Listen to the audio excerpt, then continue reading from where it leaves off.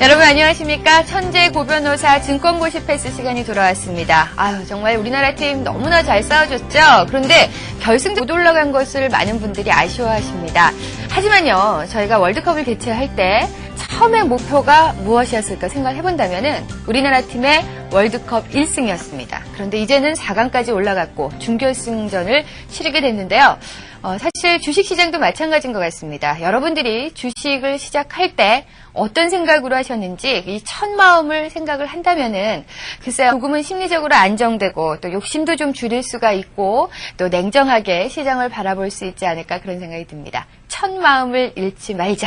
네, 꼭 기억해 주시고요. 자, 천재고변호사 증권고시 패스 오늘도 알찬 내용으로 준비했습니다. 함께 하실 분 모시겠습니다. 고승덕 변호사 나오셨습니다. 어서 오세요. 예. 안녕하십니까? 네. 자, 일단은 네. 심리적으로 많은 분들이 좀 불안한 시점인 것 같아요. 지금 네. 시장 상황이. 네. 이럴 때 정말 우리 투자자분들에게 꼭 해주고 싶은 말씀이 있다면 어떤 게 있을까요?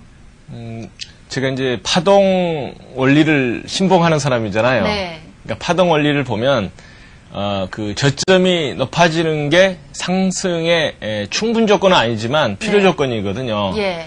그래서 그 파동 저점이 높아지는 것을 기다려라 하시는 말씀을 제가 드리고 싶습니다. 네. 그러니까 절대 조급하게 생각하시지 마시고 예. 외바닥에서 잡는 게 참 위험한 일이잖아요. 그렇죠. 많은 분들이 혹시 감으로 너무 떨어졌으니까 이게 바닥이 아닐까 계속 지금 생각하다가 지금 주가는 하락하고 있는데요. 네. 외바닥은 사실 초보라든가 보통 사람들은 잡는 게 아니죠. 네. 그러니까 기다리는 게 실제는 기본이다 이런 말씀을 좀 드리고 싶습니다. 네.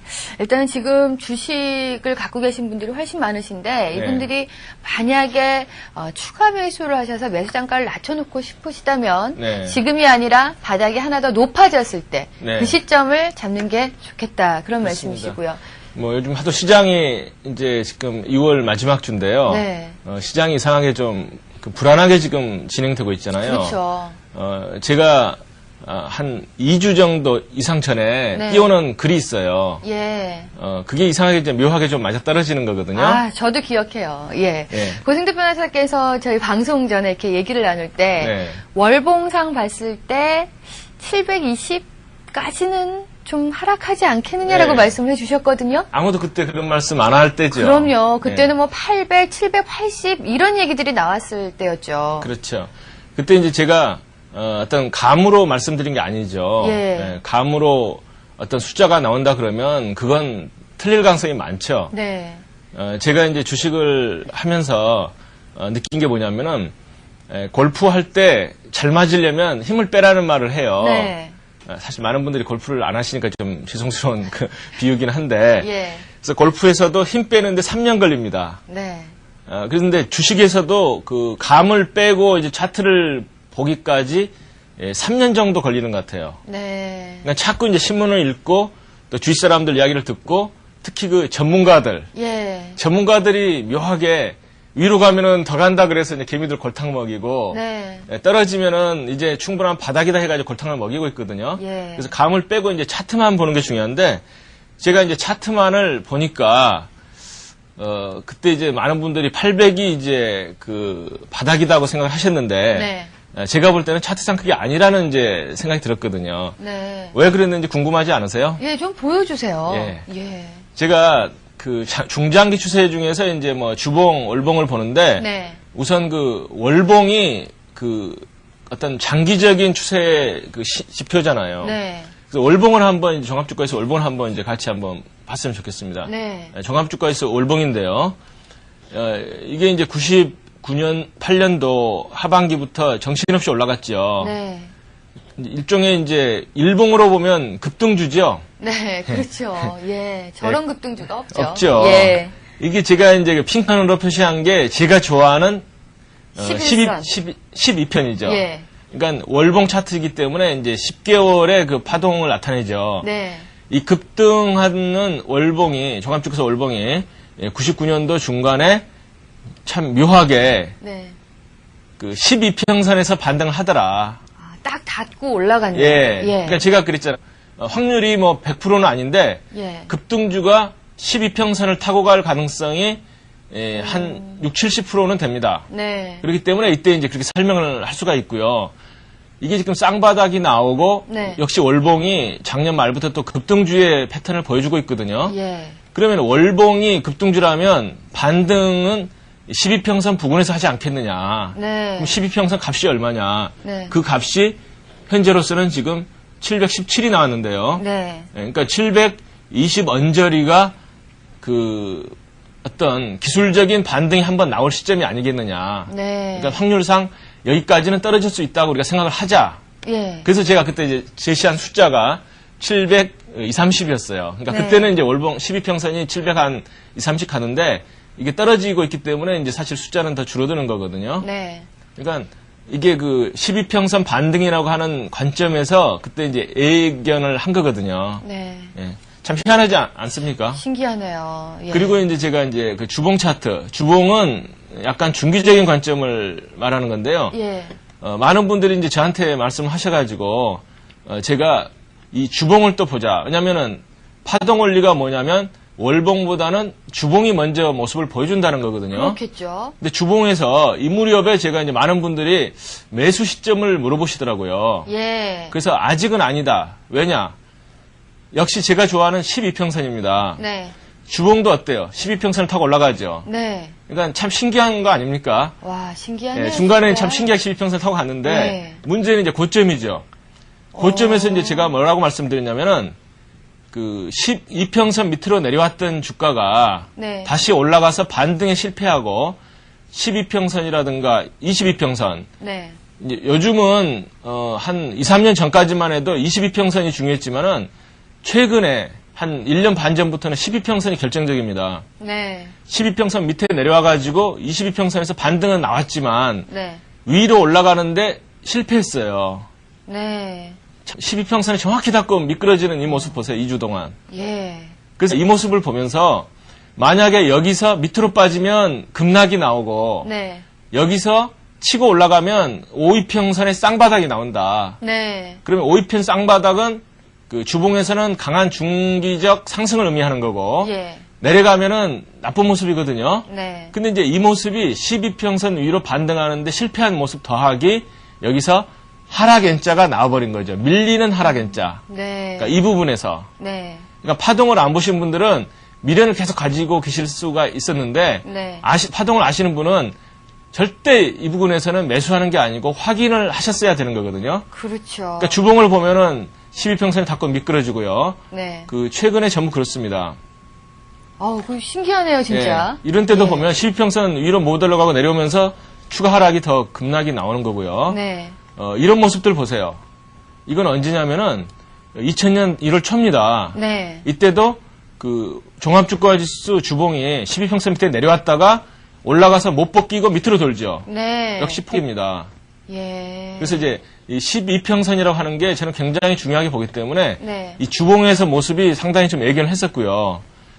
그 다음에 이제 일봉을 보면, 제가 이제 글을 2, 3주 전에 올릴 때 뭐라고 올렸냐면은, 일봉 차트, 우리가 파동 원리로 보면, 이제 5위평이라고 하는 게 이제 상당히 의미가 있는 파동이잖아요. 네. 5위평선 파동이. 네. 근데 여기서 일단 쌍봉을 치고 하락 N자가 나왔기 때문에 5위평선이 쌍바닥이 나기 전까지는 절대 12평선이 돌는다. 네. 아직까지는 지금 그 5위평선에 저점이 낮아가지고 쌍봉이 나왔기 때문에 네. 아직은 매수 타이밍이 아니죠. 그렇죠. 그러니까 5위평선에 쌍바닥이 나오려고 하면 제가 생각할 때는 빨라야지 한 열흘 내지 보름이 걸립니다. 네. 아무리 그 장이. 그래서 기다려라 하는 게 이제 그 권유고요. 네. 그리고 이제 엘리어트 파동 기억나세요? 예, 예. 예. 엘리어트 파동에 상승 5파, 하락 3파라는 거였죠. 네. 상승할 때 전혀 안 맞았다는 걸 제가 말씀을 드렸죠. 그렇죠. 어떤 감을 버리고 예. 하락할 때도 마찬가지예요. 어떤 분이 엘리어트를 생각하셔가지고 자 하락 3파 네. 여기서 가령 1파다 1파 2파 3파 엘리어트 파동을 그 맹목적으로 신봉하는 분들은 여기서 사는 게 정석이죠. 그렇죠. 근데 여기서 사가지고 우물우물 하다가는 이 대폭락을 얻어맞는 거거든요. 네. 그러니까 절대 감으로 매매하지 말고 엘리어트 파동의 핵심도 결국 파동 원리의 강론에 불과하다. 네. 그러니까 그 맹목적으로 믿고 여기서 샀다는 게 얼마나 참 그 위험한 일인지 네. 그걸 알 수가 있죠. 제가 알기로는 많은 고수분들이 엘리어트 파동을 신봉해가지고 예. 이때 바닥이라고 열심히 외쳤던 걸로 제가 생각이 됩니다. 그리고요, 네. 저 모습이 네. 저희가 항상 그 강조에는 강하게 떨어지고 약하게 반등하는 그렇죠. 모습이었어요. 근데 네. 이 약하게 반등하는 모습 속에서 네. 많은 분들이 이제는 바닥이 확인되고 있다. 네. 그때가 지수가 780, 800이었거든요. 네. 그렇게 얘기를 해줬는데 그 강하게 떨어지고 약하게 반등하는 건 다시 네. 한번 강하게 하락한다. 그렇죠. 네, 너무 신기한 것 같아요. 제가 첫 시간인가 둘째 시간에 그 말씀드린 것 같아요. 뭐라고 그랬냐면은 네. 하방 경직성이라고 하는 단어를 쓰는 사람은 고수가 절대 아니다. 예. 기억나시죠? 예, 그럼요. 고수 사전에는 하방 경직이라는 단어가 없다. 근데 아직도 고수하는 분들이 예. 하방 경직 하고 있으니까 참 답답하거든요. 네. 이제 아까 제가 5일선 쌍바닥을 말씀드렸는데 추세 전환이 두 가지가 있습니다. 파동 원리상. 네. 뭐냐면 쌍바닥. 네. 그다음에 이제 강약의 파동 아닙니까? 그렇죠. 그 쌍바닥을 확인하는 게 가장 정석 플레이고 네. 그 강약의 파동은 그보다 확률은 떨어지지만은 이른바 그 V자 반등이라고 하는 게 있습니다. 예. 그러니까 대폭락 다음에는 그 급등할 수가 있거든요. 네. 그러니까 작년 가을에도 그랬죠. 그렇죠. 근데 그게 이제 왜 나오냐면은 제가 한두 번 또 말씀드린 것 같지만 기관들이라든가 외국인들이 네. 그 대형주를 하락이라고 생각했을 때 공매도를 쳐버리죠. 예. 그러니까 개미들은 팔지 못하는데 공매도 물량이 막판에 나오거든요. 네. 그게 이제 전문 용어로 뭐라 그러냐면은 그 시장이 막판에 가게 되면 네. 그 막판 투매, 그게 영어로는 이제 셀링 클라이맥스라 그래요. 예. 그 셀링 클라이맥스가 나온다. 그렇게 되면 이제 공매도 물량이 너무 나오기 때문에 나중에 그 기관이나 외국인들이 공매도했던 물량을 그 환매를 해야 돼요. 네. 사가지고 다시 돌려줘야 되거든요. 그렇죠. 빌려준 사람한테. 예. 그렇기 때문에 그 공매도 물량이 청산되면서 V자 급등이 나올 수가 있습니다. 네. 그게 이제 최근에 미국 같은 데는 작년 가을에도 그랬고요.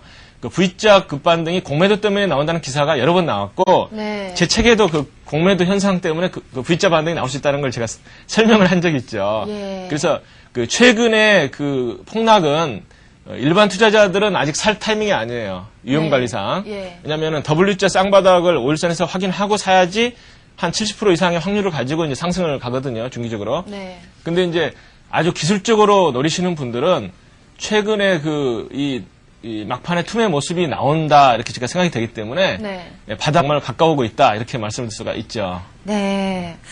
자, 일단은 많은 분들이 급락재에는 급등이 있다라고만 알고 계신데 그 이유가 네. 어떤 건지는 제대로 모르셨을 거예요. 근데 예. 이제는 확실하게 아셨을 것 같고요. 자, 이렇게 해서 시장에 대해서 저희가 조금 얘기를 해봤습니다.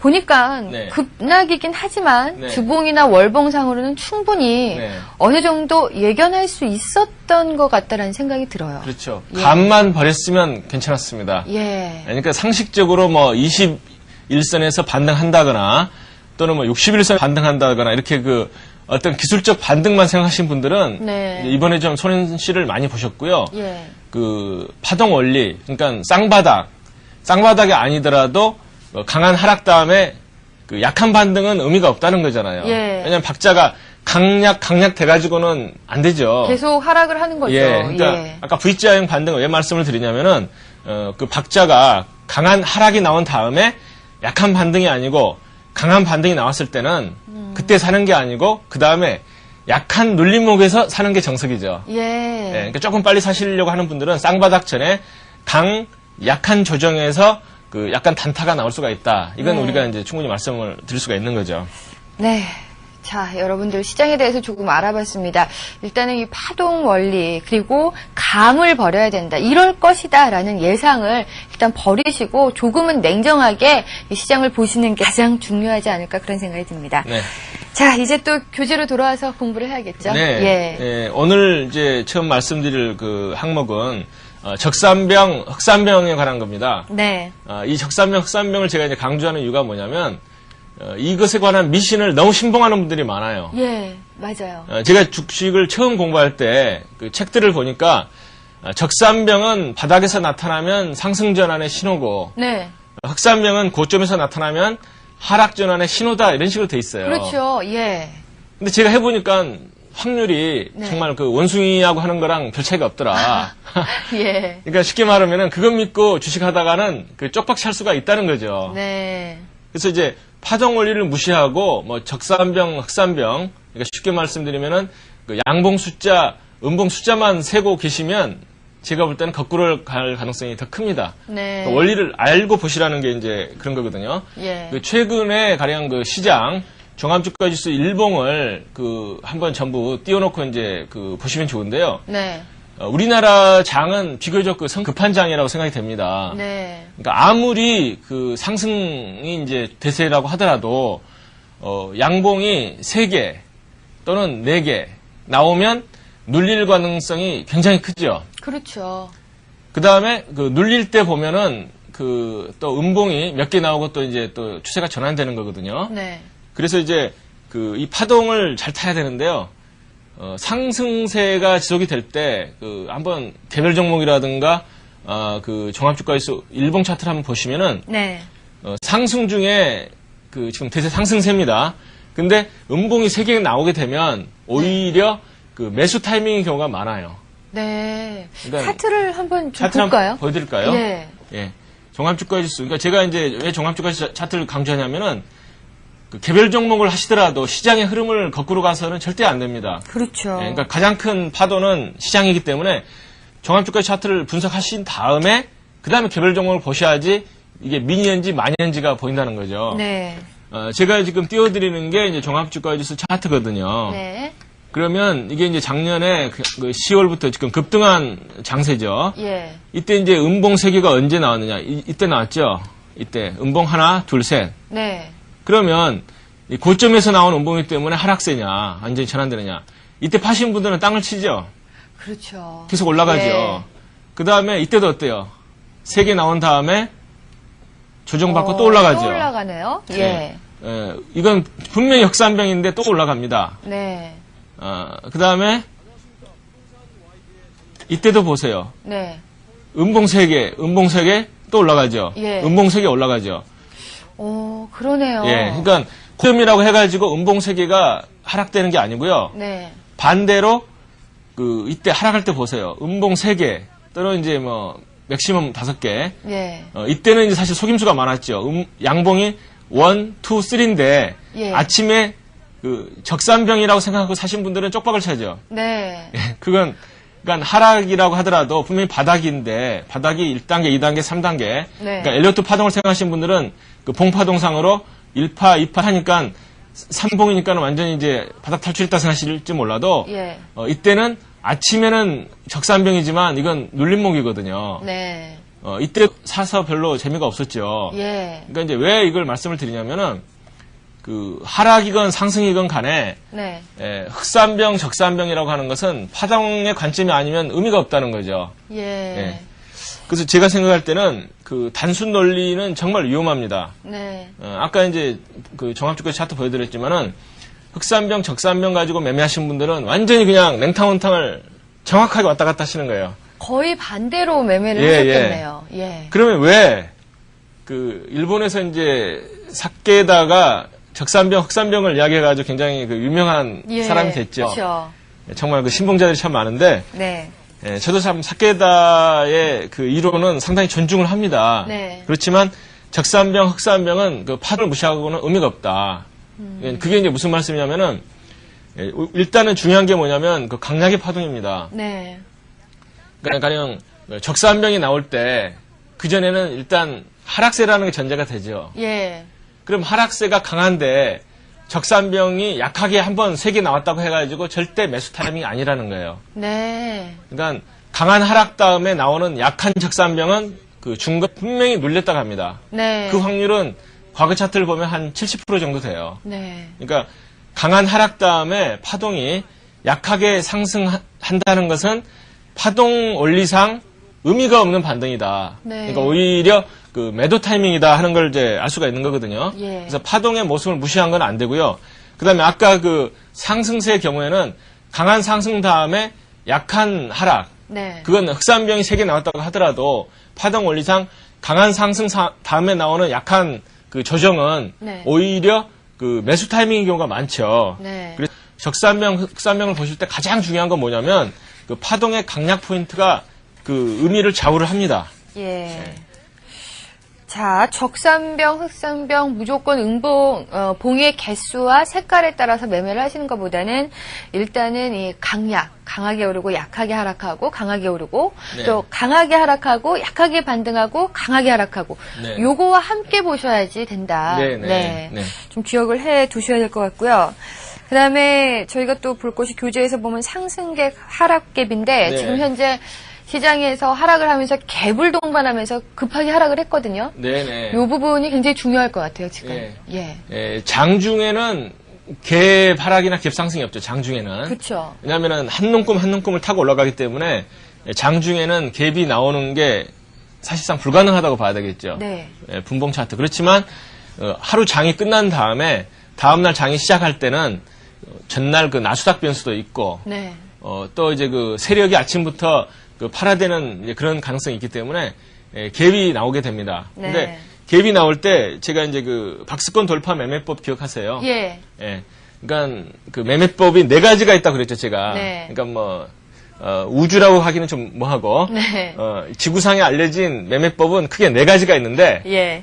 이동평균선 매매법, 파동원리 매매법, 그다음에 추세선 매매법, 그다음에 박스권 돌파 매매법. 네. 제가 제일 안 맞는 게 이제 추세선 매매법이라고 말씀을 드렸죠. 예. 근데 가장 우리가 모르면 위험한 게 박스권 돌파 매매법입니다. 네. 그러니까 상승갭, 하락갭을 그 차원에서 좀 이해를 하셔야 될 것 같아요. 네. 그게 뭐냐면은 그 단순히 이제 상승갭, 하락갭만 생각하시면은 아침에 가령 갭 상승했다 그래서 이게 상승갭이다 쫓아가시면 절대 안 되거든요. 네. 그러니까 상승갭이나 하락갭이 의미가 있는 것은 뭐냐면 어떠한 그 지수라든가 그 주가가 좁은 진폭으로 상당 기간을 횡보한 다음에 네. 그걸 갭으로 돌파를 하고 네. 그리고 나서 그 다음날 무너지면 의미가 없죠. 예. 그건 상승 돌파 갭이라는 것은 그 매우면은 돌파 갭이 아닙니다. 네. 그러니까 일정한 진폭으로 움직이던 그 가격대를 그 갭으로 오늘 돌파를 하고 밀리지 않고 그 다음날 그 갭을 안 메우고 방향이 위로 선행하면 네. 그건 위로 갈 가능성이 크죠. 예. 그러니까 이제 상승 돌파 갭은 되게 이제 2, 3일이 중요합니다. 네. 그러니까 첫날은 강하게 돌파하더라도 그 다음날은 음봉이 생길 가능성이 있어요. 네. 왜냐하면 그 박스권에서 매물이 나오기 때문에 그 다음날 음봉이 생길 가능성이 있는데 음봉은 그 무서운 건 아닙니다. 예. 그러니까 음봉이 생겼을 때 그 다음날, 그러니까 3일날 아침이 중요하죠. 네. 그러니까 3일날 아침에 그 갭을 안 메우고 방향이 위로 전환이 되면 되게 상승 갭일 가능성이 큽니다. 네. 그렇게 되면 그게 지지선이 돼버리죠. 그렇죠. 그러니까 그 박스권을 갭으로 돌파하고 이틀 또는 이제 맥시멈 3일 안에 안 메웠다는 이야기는 그동안 매물을 다 소화하고 지지선을 대가지고 거기서부터 딛고 올라간다고 하는 의미죠. 네. 그래서 그 밑으로 가령 그 하락이라고 생각해서 매도하시거나 또는 그 뭐 선물 매매하시는 분들 선물 매도 치시면 쪽박 차시는 거고요. 네. 옵션 경우는 뭐 그냥 안 되죠. 예. 개별 종목도 마찬가지입니다. 가지고 계시다가 박스권을 돌파하니까 얼마나 답답하셨겠어요, 그동안. 그렇죠. 근데 상승갭이 나오게 되면 이제 가슴이 떨리죠. 네. 왜냐하면 상승갭은 강합니다. 네. 그 박스권 매물을 돌파하려면 그 세력이 붙어가지고 강하게 잡아당기지 않으면 예. 지지가 안 되거든요. 네. 그러니까 강하게 당기니까 그동안 단순히 뭐 하루에 뭐 1%, 2%가 오르내리다가 어느 날 아침에 갑자기 뭐 한 7% 이상 상승을 하면서 밀리지가 않고 위로 가니까 네. 기미분들은 그동안 참 그 억눌린 그 백성의 한이 맞아요. 팔이 다 풀리잖아요. 매도하고 싶죠, 그때. 그쵸? 예. 팔아버리면 화탈하게 되죠. 계속 위로 딛고 오니까. 그렇죠. 그래서 이제 상승 돌파갭은 사실 그 팔고 나서 이제 서운한 것밖에 없기 때문에 네. 사실 손실은 아니에요. 예. 근데 무서운 건 뭐냐? 하락 돌파갭입니다. 네. 지수가 이제 그 고수들이 어떤 고수라고 해야 될지 모르겠지만 네. 강하게 하락한 다음에 그 상당 기간 옆으로 이렇게 횡보를 하죠. 네. 약한 반등 내지는 약한 박스권 내지는 그 횡보. 네. 횡보가 난 다음에 밑으로 갑자기 뚝 떨어지면 어느 날 아침에. 예.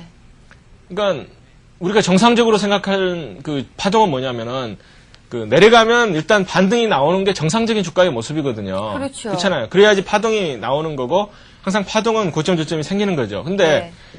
박스권을 하락으로 뚝 갭 하락했는데 네. 많은 사람들이 개미분들은 야 싸니까 사야 된다고 생각할 거예요. 예. 그럼 이제 하루아침에 가령 7, 8%가 떨어졌다 하게 되면 사고 싶죠. 사고 싶죠. 또 많은 경우에 우량주예요, 이게. 예. 뭐 신문에 좋다는 기사는 이미 다 나왔고. 네. 그러니까 이미 이제 우량주라고 마인드가 딱 돼 있는 상황에서 갑자기 하루아침에 7, 8%가 뚝 떨어진다. 네. 사고 싶은 게 개미의 심정입니다. 네. 그러면 그 사는 게 시장의 흐름이라고 하면 종목이 올라야 되죠. 네. 당연히 올라야 됩니다. 근데 개발하겠는데도 그날 계속 밑으로 내려가는 거예요. 음봉이에요. 예. 그럼 이건 뭔가 수상하다고 생각하셔야 됩니다. 네. 그러고 나서 중요한 게 그 다음날이죠. 그 다음날 약한 그 짧은 양봉이 나오면서 중간까지도 특히 못 올라간다. 네. 이건 의미가 없어요. 어. 그리고 나서 이제 3일째 됐을 때 그 전혀 뭐 갭 메울 기미가 없다 하게 되면 방향은 밑이라고 사야 되는 거거든요. 네. 그래서 갭이 나오게 되면 그 상당 기간 그걸 저항선을 해가지고 내려가게 됩니다. 네. 근데 이제 개미분들은 항상 싸다. 예. 우량주인데 실적에 비해서 저평가다는 생각을 하시고 들어가기 때문에 추가 하락을 맞아가지고 항상 그 가슴을 치시는 경우가 너무 많죠. 네. 그렇게 본다면은 6월 마지막 주 수요일 날 네. 그 갭 하락으로 시작을 한 종합주가 지수 네. 큰 음봉이 나왔는데 네. 그게 하여튼 하루 이틀 3일 내에 그 하락갭이 메꿔져야지만 네. 이제 저항선 역할을 하지 않고 네. 다시 어떤 이제 방향성이 나올 텐데 그렇지 않다면은 네. 하락갭으로서 이제 죄송합니다. 하락으로 예. 방향을 잡을 수도 있겠네요. 예. 비행기 떨어지고 이제 어떤 교훈이 생겼냐면은 네. 하락갭이 나오고 나서 정말 한 20일 정도 예. 그걸 돌파를 못했죠. 예. 근데 우리가 이제 갭이 나올 때는 어떻게 생각하셔야 되냐면은 갭이라고 하는 것은 강한 저항선이다. 네. 그 강한 매물이 생겼다는 의미거든요. 예. 그랬을 때 다시 상승 전환될 때 그 한 60% 정도 확률로서 우리가 볼 수 있는 게 뭐냐면 네. 그 부분에 상승 갭이 다시 나와주는 거예요. 하락갭 부분에서 예. 다시 상승갭의 모습이 보여주는 예. 거. 예. 그러니까 갭은 갭으로 메우라 하는 게 확률 60%입니다. 네. 그러니까 다른 어떤 고수라든가 이제 책에는 그 말이 별로 없는데, 예. 그러니까 제가 생각해 본 거예요. 파동 원리가 맞다면 예. 강한 하락 뒤에는 강한 걸로 쳐야지만이 이게 돌파가 되잖아요. 네. 그래서 종합주가지수 차트라든가 그 일봉 차트 같은 걸 보시면 가령 갭이 생겨가지고 이틀 동안 못 메운 부분이 있으면 네. 횡보하다가 이제 저항 받고 뭐 그 돌파 시도를 하다가 네. 나중에 정말 돌파해가지고 위로 치고 올라갈 때 보면 되게 상승 갭이 나올 가능성이 굉장히 네. 큽니다. 그러니까 이제 그런 경우는 상승 돌파 갭이 나올 때 또 한 번 거꾸로 가시는 분들이 계세요. 예. 상승 돌파 갭이 나오니까 또 횡보하던 거 있잖아요. 예. 하락기 그 저항선으로 횡보하던 그걸 생각하셔가지고 네. 상승 돌파 갭으로 치고 나가는데도 일단은 또 방향을 밑으로 생각하시는 거예요, 이번에는. 예. 그렇죠. 그런 분들이 많으세요. 네, 그럼 또 거꾸로 생각하시는 거거든요. 근데 그게 어떤 뭐 기술적 조상이나 차트상의 판단보다는 네. 이 거의 감인 것 같아요. 네. 느낌으로 야 이거 이렇게 하락해서 있다가 이제 상승을 했으니까 이거는 진짜 반등이다. 네. 이때 매도를 해야지 내가 다음 하락에서 좀 네. 이 손실을 안 날 수가 있겠다. 이런 생각이 많으신 것 같아요. 네네. 제가 지난 시간에 휴맥스 잠깐 말씀드린 기억나세요? 예, 휴맥스 기억나죠. 휴맥스 차트를 보면 정말 예. 재밌는데요. 예. 휴맥스의 일봉을 제가 지난번에 못 보여드리고 말씀으로만 드린 기억이 납니다. 네. 휴맥스가 정말 실제 우량주인데 왜 차트가 이렇게 엉망이 됐느냐. 사실 저도 알 수가 없죠. 예. 그 뭐 세력이 무슨 생각하고 있는지는 모르죠. 참 차트 우량주인데 이때 이제 사실 그 쌍봉이 또 나왔어요. 네. 쌍봉이 이때는 이제 11선 돌파 실패한 거죠. 네. 급등주라고 하더라도 아까 종합주가지수 일봉 차트랑 똑같은 모습이죠. 예. 11선 위로 그 돌파 못하 내려와가지고 밀리는 하락 현자가 나오면 한 단계 또 간다. 네. 5일선 쌍봉이 여기서 분명히 나왔는데요. 네. 이때 이 시온차는 이 횡보 또는 하방 경직성이라고 하는 부분을 갭으로 뚝 떨어졌어요. 네. 이때 많은 분들은 사고 싶었겠죠.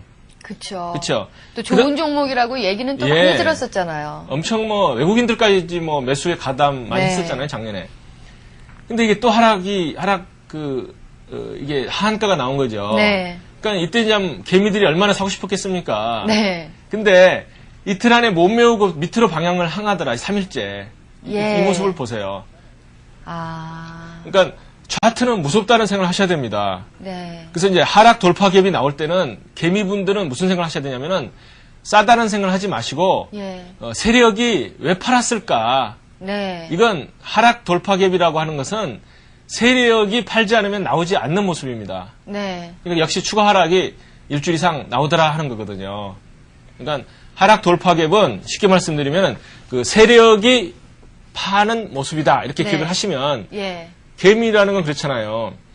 바닥에서 개미가 사가지고 바닥을 탈출하거나 개미 혼자 팔아가지고 그 고점이 무너지거나 그러지가 않아요. 네. 시장의 흐름을 주도하는 어떤 세력이 있습니다. 뭐 세력 더하기 일명 그 뭐 세력 연합군이라고 하는 표현을 쓰죠. 예. 세력이 움직이는 모습에 또 추종 세력들이 나타나거든요. 네. 그러니까 세력과 그 연합군들이 움직이는 모습이 결국은 바닥에서 탈출을 시키고 고점에서 무너뜨리기 때문에 네. 그 이 하락 돌파갭, 상승 돌파갭은 그 세력이 움직이는 모습이라고 생각하시면 틀림이 없겠습니다. 네. 자, 이렇게 해서 저희가 휴맥스의 사례까지 보면서 하락갭, 상승갭, 페이지 41페이지까지 했거든요. 네네. 예. 그 다음도 좀 네, 말씀해 그 다음에 주시죠. 제가 이제 일봉 패턴의 올바른 이해. 그래서 네. 이제 결론을 제가 내드릴게요. 예. 결론은 뭐냐면은, 우리가 캔들 차트 분석법이라고 해가지고 참 기술적 분석 책도 많이 나오고, 뭐 강의도 많고, 네. 또 고수분들이 그걸 이용해서 설명도 많이 하고 계시다. 네. 그렇지만, 그 파동을 무시하고 어떤 그 캔들 차트, 특히 뭐 일봉 하나, 둘, 셋, 뭐 5개도 마찬가지예요. 예. 전체 추세의 파동을 무시하고 봉 몇 개만 보고 그 어떤 그 시장의 흐름이라든가 주가의 흐름을 분석하는 경우에 실패할 확률이 굉장히 크다는 걸 명심을 하시고 네. 그런 그 단순 논리적인 일봉 그 분석은 차라리 안 하는 게 낫겠다 하는 모습이거든요. 예. 그래서 이제 제가 책 1권을 지난번에 다 끝내면서 뭐 정리를 했습니다만은 가장 중요한 건 뭐냐. 그 모든 파동은 제가 그 파동 원리 몇 개 설명드린 게 생각나시죠? 네. 고점 저점, 강약 포인트, 뭐 거래량도 마찬가지다. 네. 보조 지표도 마찬가지다. 이런 말씀을 드렸는데 예. 그 파동 그 원리는 다 적용이 됩니다. 특히 요즘같이 그 장이 나쁠 때는 그 21선 밑으로 내려가고 있잖아요. 네. 그럴 때는 차라리 분봉에다가 그 차트 원리를 적용을 하세요. 네. 그러니까 모든 분석 원리는 동일하다고 저는 믿기 때문에 21선 밑에서는 차라리 30분봉 같은 그 퐁을 보고 제 책에 나오는 패턴이라고 하는 것은 제가 이제 책 꽂으면은 안 되기 때문에 네. 일봉 중심으로 이제 그 예시했을 뿐이거든요. 네. 그러니까 요즘 같은 장에서는 똑같은 차트 모양을 일봉이라고 전혀 생각하지 마시고 예. 그 원리를 분봉에 적용해서 매매를 하시게 되면 빨리 빠져나가실 수가 있고 그 단타를 폭락하는 장에서도 또 그 30분봉에 이를테면 쌍바닥이 나옵니다. 네, 그걸 그렇죠. 사가지고 좀 재미를 보실 수가 있는 거죠. 예. 자, 일단은 뭐 봉차트에서 가장 중요한 것은 봉차트 하나만이 아니라 네. 저희가 지금까지 알려드린 이 파동 원리를 적용을 해서 보셔야 된다는 것을 꼭 기억을 해 두셔야 될 것 같습니다. 네네. 자, 그렇다면 이제 42지 그랜빌과 장기 투자. 네. 네. 할 차례네요. 네네. 이제 제가 그랜빌이라고 하는 사람이 그 말한 네. 그 매매 신호 그걸 제가 책에다 쓴 이유는 뭐냐면은 그랜빌이라고 하는 분이 그 매수 4개 유형을 제시를 하고 네. 또 매도 4개 유형을 제시를 했습니다. 네. 근데 이제 포인트는 뭐냐? 이분의 이론은 장기 투자라는 거예요. 네. 어떤 그 단기라든가 좀 그 짧은 매매를 하시는 분이 그랜벨의 매수 신호 또는 매도 신호를 보고 매매하다가는 거꾸로 갈 수 있다 하는 게 첫 번째 포인트입니다. 예. 그랜빌은 뭐라 그랬냐면은 장기 이평선 밑에서 횡보하던 단기 이평선이 장기 이평선을 치고 올라가는 시점. 네. 그러니까 어떤 그 골든 크로스 골든 개념이죠. 크로스, 예. 골든 크로스가 나면 그때가 이제 매수 시점이다. 이걸 이제 제시를 했거든요. 네. 근데 이제 제가 말씀드리고자 하는 것은 뭐냐면, 그랜빌의 매수 신호, 매도 신호는 이건 그 큰 흐름을 가지고 이야기한 거기 때문에, 네. 큰 흐름 상으로는 대세 상승으로 전환될 수 있을지 몰라도, 네. 장기적으로는 그 골든 크로스라든가 뭐 그 데드 크로스가 단기적으로는 그 눌림목을 줄 가능성이 많죠. 네, 그렇더라고요. 그렇잖아요. 예, 네, 골든 크로스가 발생하고 나서 바로 올라가는 경우보다는 네. 조금 이렇게 약간 밑으로 좀 움직이다가 올라가는 경우가 많더라고요. 그렇죠. 예. 그것은 왜 그러냐면은 그 이평선이라고 하는 것은 그 매물대 네. 또는 그 지지선 개념이 있잖아요. 그렇죠. 그러니까 이제 결국 이제 매수 신호가 좀 우리가 더 관심이 있죠. 매수 신호. 네. 근데 장기 이평선을 그 돌파하는 골든 크로스라는 것은 장기 이평선이라고 하는 의미가 그 많은 매물대가 모여 있는, 그러니까 평균 가격이 가장 높다는 거잖아요. 네. 그러니까 매물대일 가능성이 큽니다. 그래서 이제 그 장기 이평선을 돌파할 때는 한 번에 돌파하지 못하고 어떤 쌍바닥을 만들면서 치고 올라간다. 예. 그 확률이 더 우리가 위험관리상 그 확률을 노려라 하는 거거든요. 네. 근데 이제 그랜빌은 어떤 그 파동 원리를 가지고 한 게 아니고 그 장기 이평선의 골든 크로스, 데드 크로스를 가지고 주로 설명을 했기 때문에 네. 예, 그분의 말은 어떤 그 지적인 관점에서 우리가 봐야 된다 이렇게 이제 말씀을 드리는 거죠. 네. 그래서 그 포인트입니다. 예. 장기 투자의 관점에서 네. 그랜빌의 뭐 매매 신호를 네. 보셔야 된다. 네, 예. 네. 그런 말씀이시고요. 네, 네. 예. 그래서 이제 장기 투자 관점에서 제가 이제 그랜빌의 신호를 설명을 해보니까 네. 결국은 장기 그 어떤 추세를 가지고 우리가 장기 투자를 하는 경우라고 하더라도 네. 역시 그 파동 원리 가지고 매매하면 좋겠다 그런 거죠. 네. 제가 이제 그 이평선이라고 하는 게 파동의 크기를 말씀을 드렸잖아요. 네. 5일선은 이제 5일 파동을 그 단위로 하는 거고, 네. 뭐 11선은 뭐 10일 파동. 그렇게 되면 이제 같은 관점에서 장기 투자하시는 분은 좀 더 그 장기 그 이평선을 가지고 매매를 하시면 되는 거거든요. 예. 그러니까 보통 우리가 5일선, 11선, 21선, 61선 그리고 네. 제가 이제 권하는 게 121선도 놓고 보시라. 네. 이렇게 말씀을 드리잖아요. 예. 많은 분들이 61선까지만 이제 하시고 제가 지금 그 띄워드리는 차트도 보통 그 61선까지 많이 이제 띄워드렸죠. 네. 근데 장기 투자하시는 분이라면 그 121선을 놓고 보시라 하는 말씀을 꼭 드리고 싶습니다. 121선이요. 네네. 제가 이제 방금 종합주가지수에다가 121선 한번 띄워봤습니다. 네. 121선을. 그러면 우리가 좀 더 쉽게 매매할 수 있지 않을까 하는 생각이 들어요. 한번 네. 압축을 한번 해보겠습니다. 예. 이게 바깥에 약하게 지나가는 선이 121선이거든요. 네. 그러니까 어떤 그 대형 장기 추세는 우리가 주봉 월봉도 보지만 또 121선이라든가 241선 한번 볼 수도 있죠. 네. 그랬을 때 121선이 하향 전환되면 그 시장의 대세는 하락이 됐었고 그러네요. 이게 상승 전환되면 상승이 됐었거든요. 네. 그 파동의 원리는 이제 비슷하다고 말씀을 드렸잖아요. 예. 그러니까 이 121선에서 이게 이제 골드가 한번 났죠. 네. 골드가 날 때 이상하게 한번 눌리죠. 네. 글렌빌 같으면 이때는 이제 어떻게 되나요? 이때쯤 되나요? 예. 눌림목이 이제 생기는 건데요. 그 121선까지 생각하신다 그러면은 22평이라든가 이게 아직은 쌍바닥이 제대로 안 보이죠. 네. 대세적인 관점에서. 예. 이번에 이제 그 모습은 뭐냐면은 최근에 지수는 이 121선 밑에서 네. 21선이 하락 N자를 만드는 모습이었어요. 예. 121선을 놓고 보면은. 네. 그렇잖아요? 네. 그래서 이제 이걸 보면은 우리가 어떤 생각이 드냐면은 이때 분명히 대세 상승이라고 우리가 이제 조화를 했었고 네. 그것에 대한 큰 그림의 희망은 저도 아직 버리지는 않고 있습니다. 네. 그렇지만 다시 이제 상승이 된다 그러면은 121선 위로 다시 타는 모습이 나와야 되겠죠. 그렇겠죠. 예, 대세 상승이 나면. 예. 그리고 주봉에서는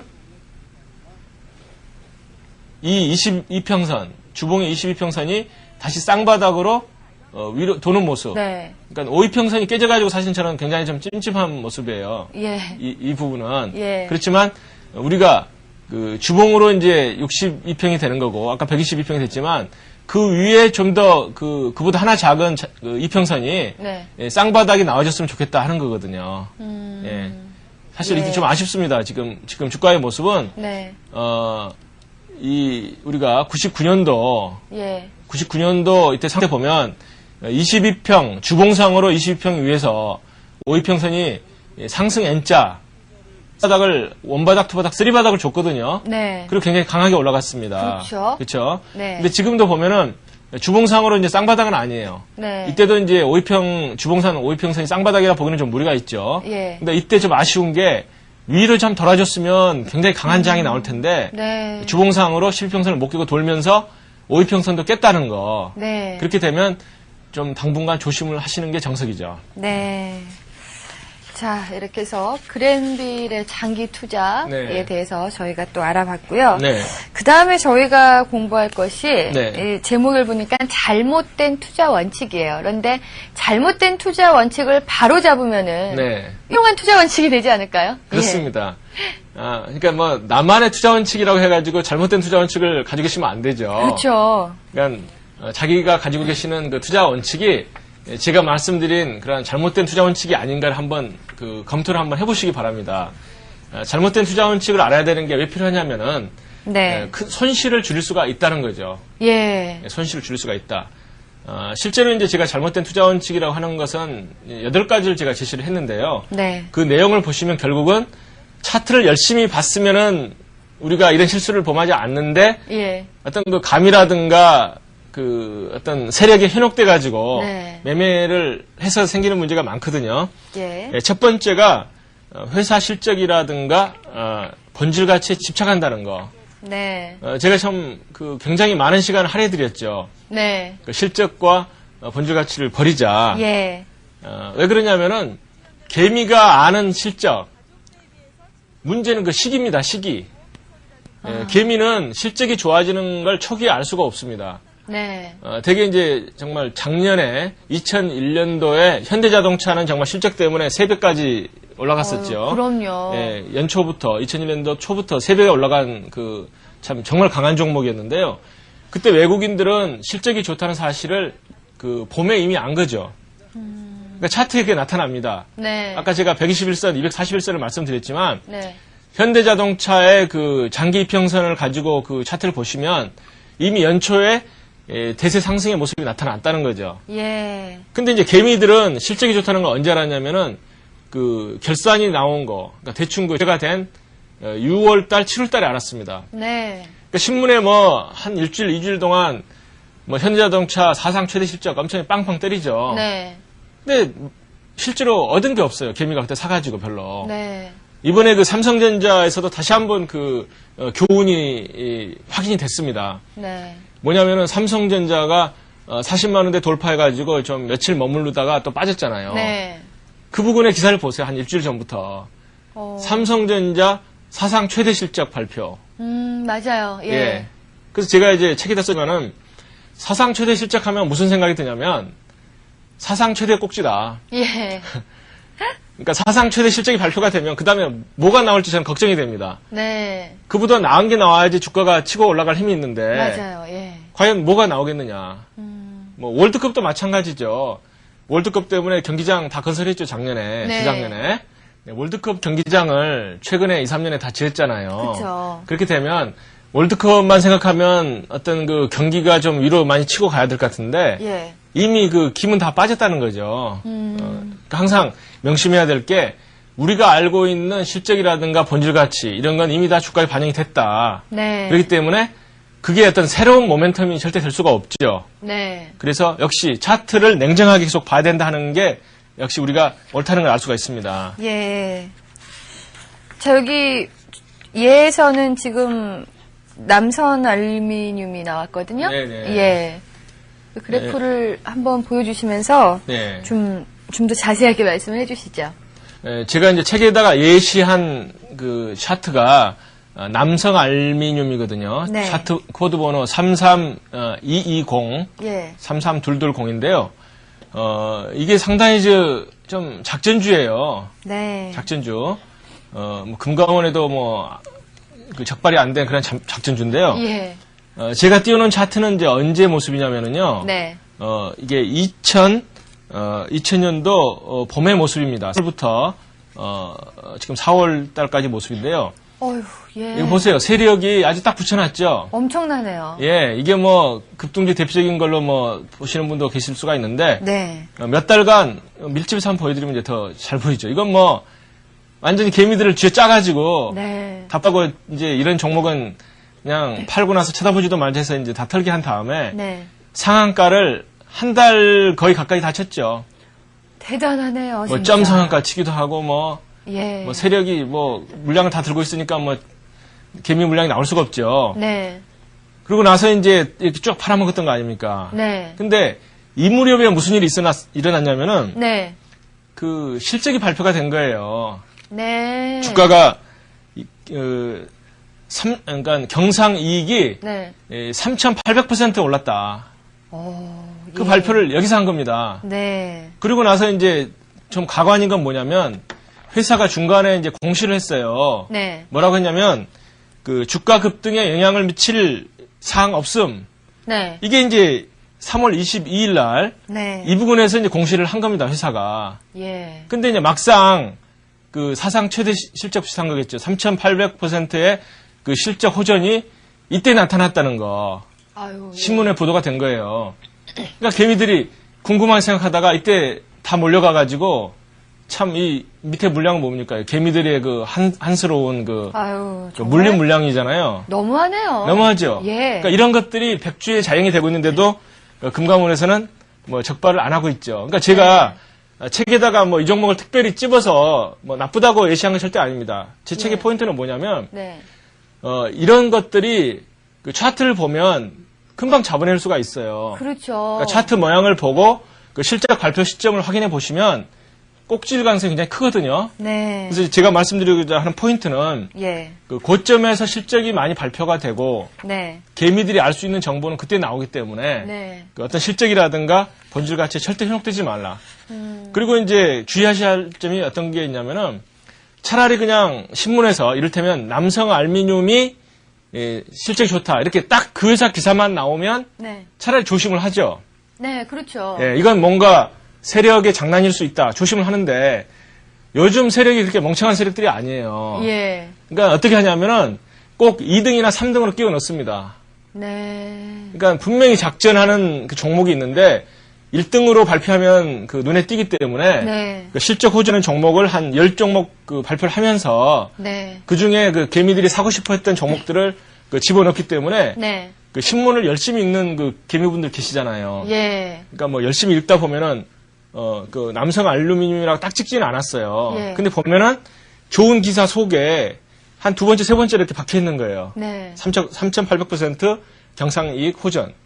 그러면 이제 개미분들은 내가 열심히 기사를 읽어가지고 종목을 발굴했다 생각하지만 그건 세력이 노리는 바입니다. 속임수입니다. 네. 그래서 제가 말씀드리고자 하는 말은 뭐냐면은 어떤 그 뉴스를 보고 사가지고 그 돈 되는 정보가 없다 하는 그 기본적으로 그 마인드를 가지셔야 되거든요. 네. 그러니까 돈 되는 정보 가능성은 한 10% 정도 네. 그렇게 말씀을 드릴 수가 있거든요. 예. 그래서 제가 이제 책에다 쭉 쓴 사례들이 많아요. 네.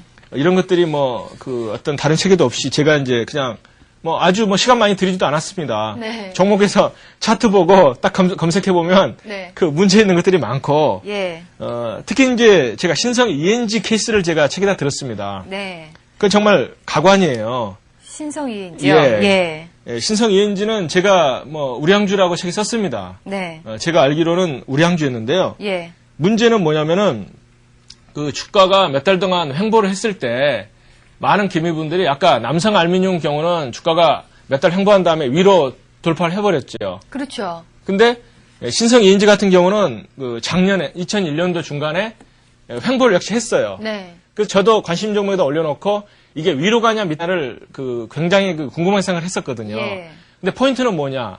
상승 돌파 갭 내지는 박스권을 강하게 돌파를 해야 됩니다. 네. 그게 안 되면 의미가 없습니다. 근데 계속 찝쩍 이렇게 이제 왔다 갔다 하다가 그 막판에 뭐라 그랬냐면은 네. 그 모 증권사가 신성 ENG에 대해서 좋은 그 의견을 발표를 했어요. 네. 뭐라고 발표를 했냐면은 그 실적이 주가에 반영되지 않은 종목이다 하고 발표를 했어요.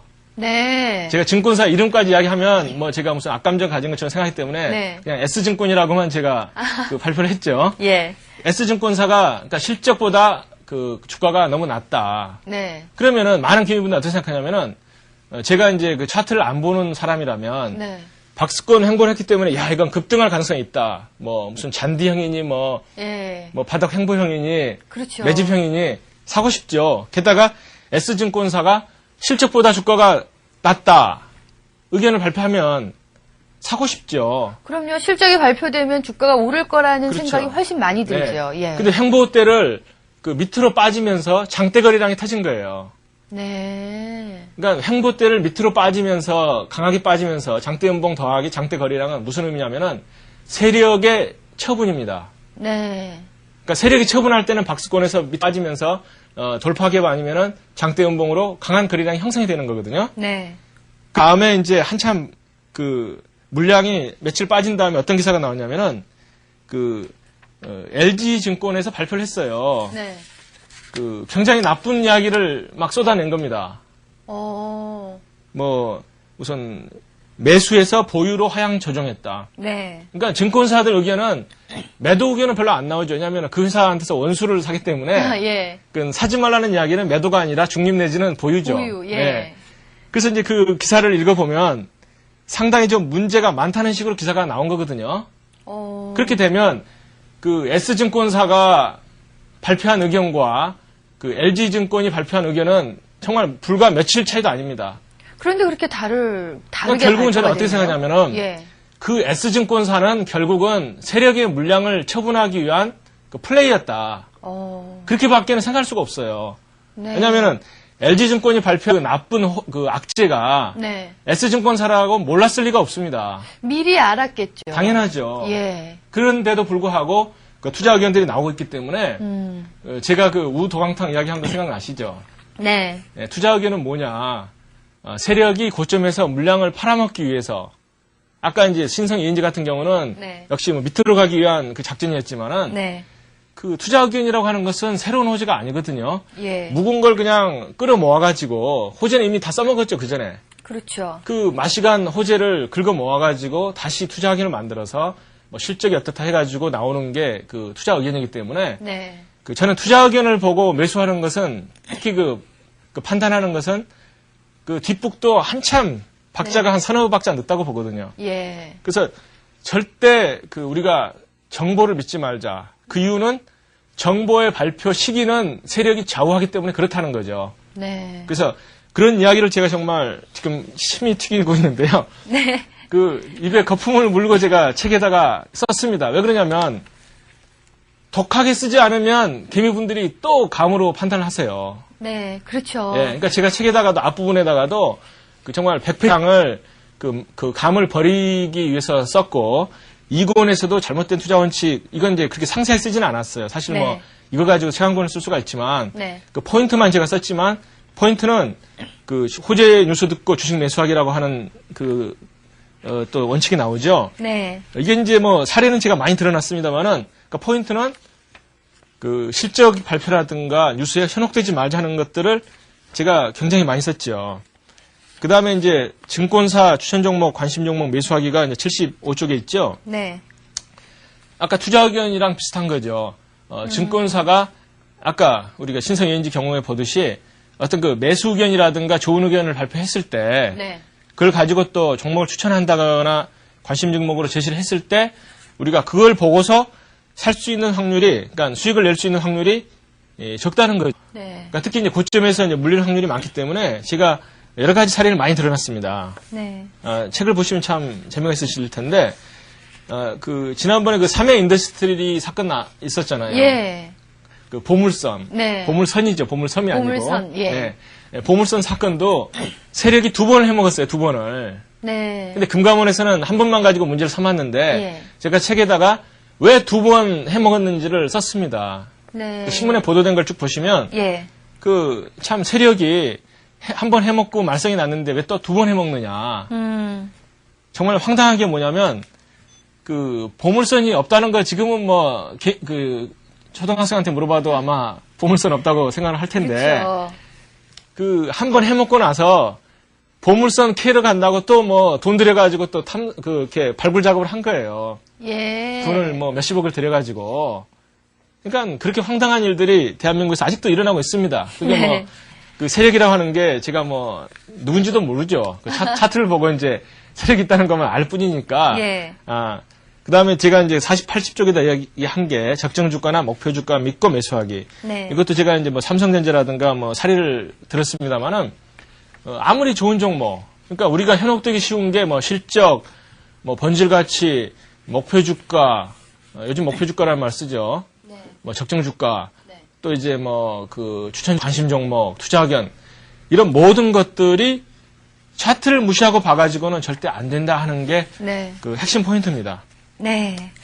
아, 정말 아주 사례까지 보면서 자세하게 들어봤습니다. 지금까지 정말 많은 분들이 신문이나 뉴스를 듣고 네. 매수하는 경우도 많고 또 증권사의 추천 종목 매수하는 경우가 참 많은데 그런 걸 결정하기 전에 네. 일단은 기술적인 분석을 통해서 내가 판단을 하는 것이 중요하다는 거 꼭 잊지 마셔야 될 것 같네요.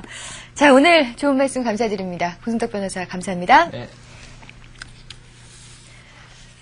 네, 무엇보다 중요한 것은 나만의 투자 원칙인데요. 나만의 투자 원칙이 제대로 됐는지를 아는 것도 더욱더 중요한 것 같습니다. 다음 시간에 더 알찬 내용 가지고 다시 찾아뵙겠습니다. 감사합니다.